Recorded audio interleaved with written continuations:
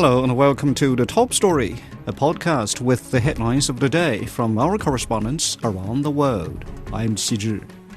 Coming up in this edition, Israel has threatened to restart the war in Gaza if Hamas fails to release hostages on Saturday as planned.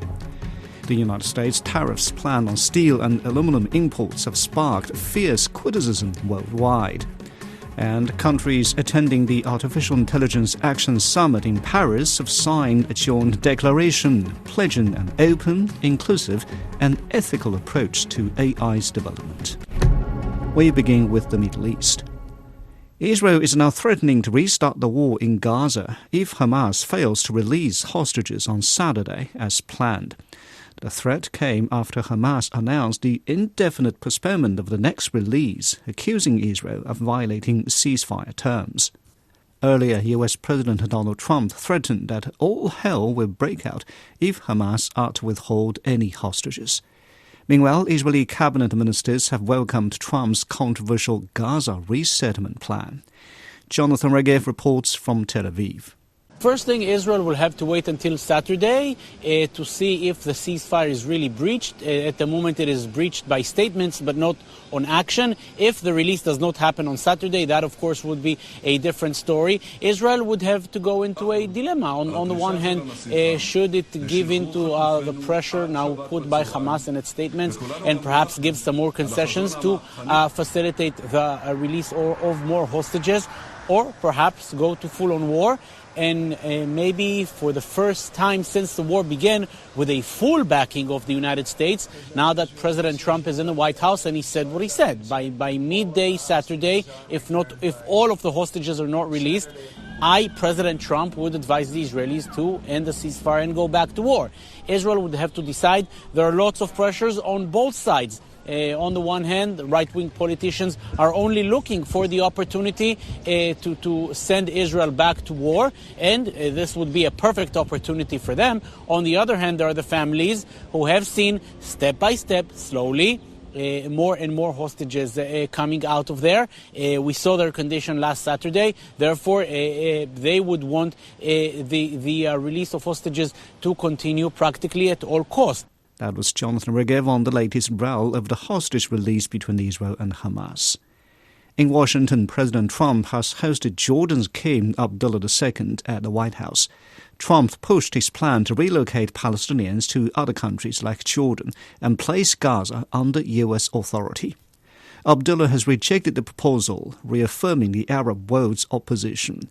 The Jordanian king said rebuilding Gaza without forced displacement and addressing Palestine's humanitarian crisis must be the priorities. Nathan King has more from Washington. King Abdullah has been a loyal ally of the United States for a long time. His father, King Hussein, as well. There is no better friend of the United States in the region. But this bombshell, would you call it an announcement or some sort of plan or dream from Donald Trump about the Riviera on the Mediterranean that would be Gaza and the essential expulsion of 2 million Palestinians and the US taking some ownership control has completely blown Jordanian public opinion when it comes to the United States out of the water, and really has them scrambling as the first Arab leader to visit Donald Trump in his second term. Let's take a listen to the two very different realities from two very different leaders. With all the challenges that we have in the Middle East, that I finally see somebody that can take us across the finish line to bring stability, peace, and prosperity to all of us in the region. And it is, I think, our collective responsibility in the Middle East to continue to work with you, to support you, to achieve those lofty goals. And what Trump also said in front of King Abdullah is that he expects Jordan, Egypt and other neighbors to take Palestinian refugees from Gaza, whether they're forcibly moved or whatever. Now, the problem for Jordan, this is existential. Over half their population is either Palestinian refugees from 1967, 1948, or their descendants. They have another 700,000 Syrian refugees, and there is no way that the country could take more without a serious political ramifications. And Trump has threatened to cut off aid to Jordan. It's a little short of $2 billion a year, plus some extra secret money for the CIA, etc., etc. But that would not be worth their while, considering what they're being asked to do. And, you know, King Abdullah said, look, let's wait for the Arab world to react. He knows that Egyptian President Sisi is due here next week, although I'm hearing that visit may be postponed or cancelled. And they also know the reaction of Saudi Arabia, which is one of the key benefactors in the region, saying there's no way they will entertain this forced ethnic cleansing plan, as some people are calling it, and the Americans take some ownership over Gaza. That was Nathan King on the meeting between Trump and the Jordanian king. Meanwhile, residents of Gaza are determined to stay in the enclave despite the large-scale disruption. Some have demanded President Trump leave them alone. Rami Amagari reports from the Gaza Strip.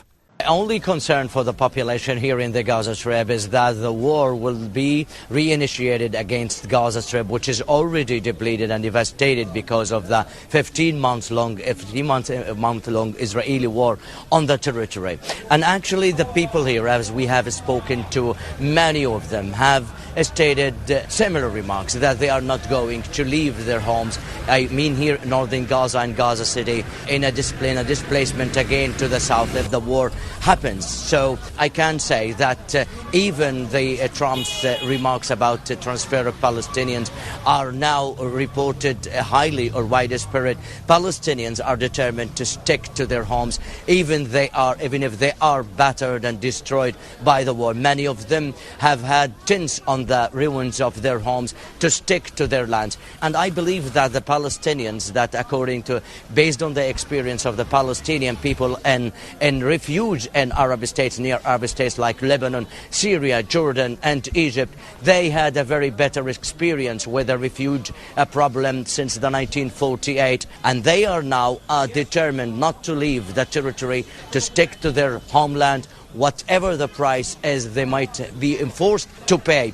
Actually, that is the mood here in the Gaza Strip. Despite the Trump's remarks about transfer of Palestinians, they have no choice but to stick to their land, to stick to their homes, and not leave it at any rate. That was Rami Amagara in Gaza. Turning to North America, US President Trump's decision to impose a 25% tariff on all steel and aluminum imports, regardless of the country of origin, has sparked fierce criticism worldwide, especially among America's major trade partners to the north and south of its borders. Countries across the Atlantic and Pacific have also expressed concern.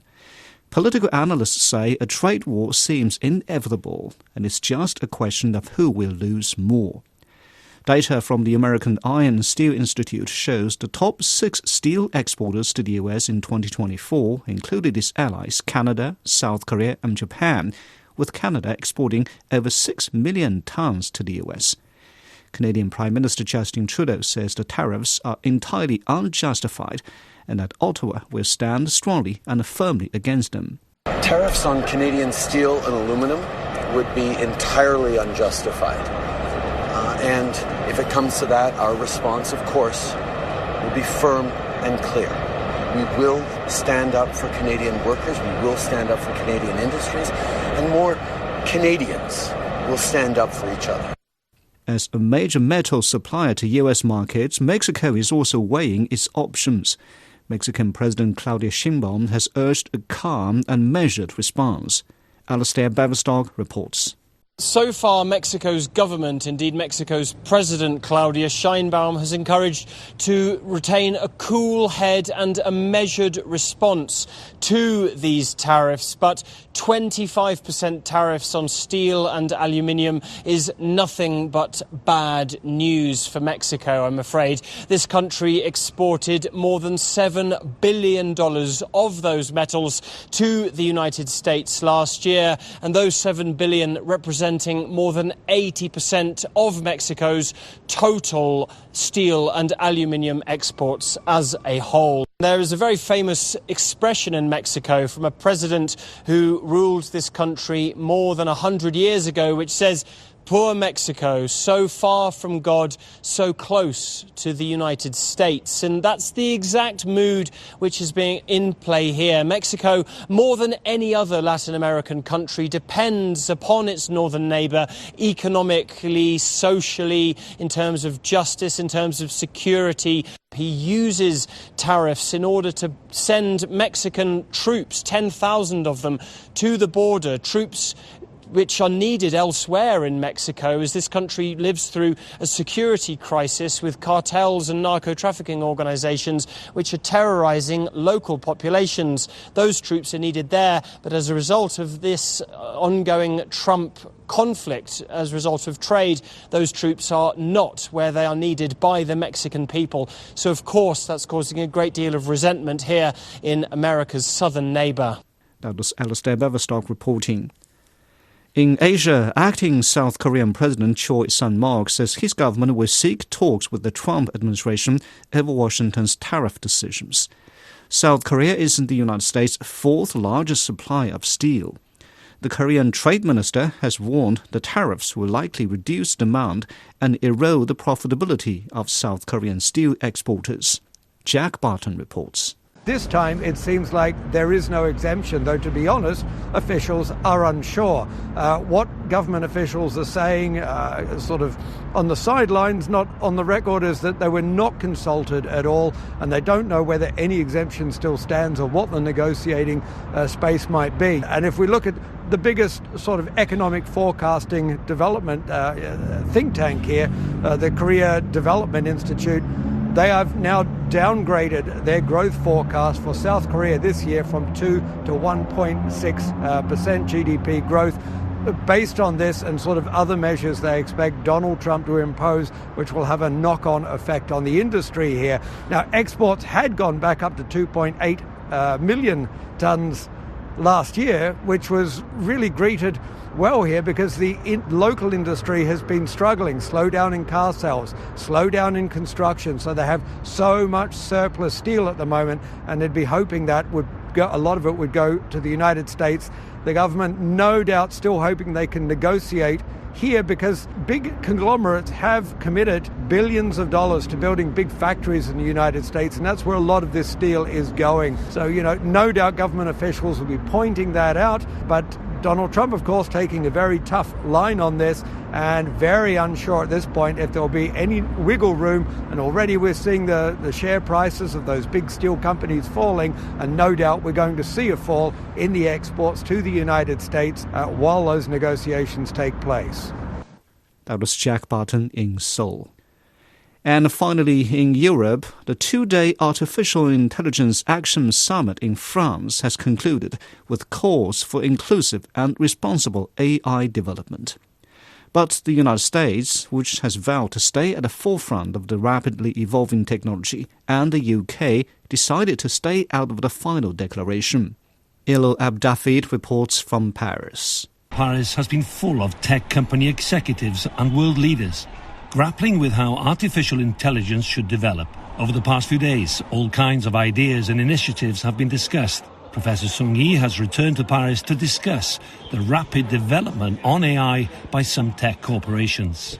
Many of the AI companies now, they choose not to talk about AI ethics and safety, but I think this is completely wrong. Actually, the relationship between AI development and safety is not that they drag each other, they will have negative influence to each other. No, actually you can build AI which is very powerful from the development point of view, but still you keep it really safe. So this is scientifically solid. The Paris Summit's declaration seemed to antagonize both the US government with references to diversity, gender and disinformation, as well as the UK government by ignoring the scientific and political consensus around risks from smarter-than-human AI systems that was agreed at Bletchley Park in late 2023. One argument is to allow companies to innovate. Now we're in the absurd situation where there are more safety standards on a San Francisco-based company that wants to sell sandwiches than the ones that sell superintelligence. Completely nuts. As soon as you have the safety standards there, companies will innovate to meet them and give us powerful AI that's actually safe tools that work for us rather than completely useless superintelligent things that just make us obsolete and take over. As important as the main summit were a myriad of other events organised throughout central Paris. Debates about AI, after speeches, in private meetings and panel discussions on the innovation and how to develop it safely for the benefit of everybody. At this panel, organised by China's AI Safety and Development Association, many experts seem to agree there should be international cooperation on artificial intelligence and transparency too. The solution is in our hands. We can decide, which direction we want to go, how far can we go, and how quickly should we go. So I think that's where we feel that AI governance, particularly at the global level, is critical. President Macron, in his address at the end of the first day of the summit, injected some humour into the French government's intention to invest $112 billion in new data centres and power for AI technology in France. Where I have a good friend in the other part of the ocean saying, drill, baby, drill. Here, there is no need to drill. It's just plug, baby, plug. Electricity is available. You can plug, it's ready. The balance and the challenges of how to regulate and by how much, while allowing tech companies to innovate, will continue long after this AI Action Summit. That was Ilo Abdafid reporting. Now, recapping the headlines before we go, Israel has threatened to restart the war in Gaza if Hamas fails to release hostages on Saturday as planned. Washington's tariffs plan on steel and aluminum imports have sparked fierce criticism worldwide. And countries attending the Artificial Intelligence Action Summit in Paris have signed a joint declaration pledging an open, inclusive and ethical approach to AI's development. And that's it for this edition of The Top Story, a podcast that brings you world headlines every weekday. For more news in politics, business, sports and culture, you can subscribe to the Beijing Hour, our 1-hour podcast news magazine program. We welcome and appreciate all ratings and reviews. I'm Qi Zhi. Thank you for listening.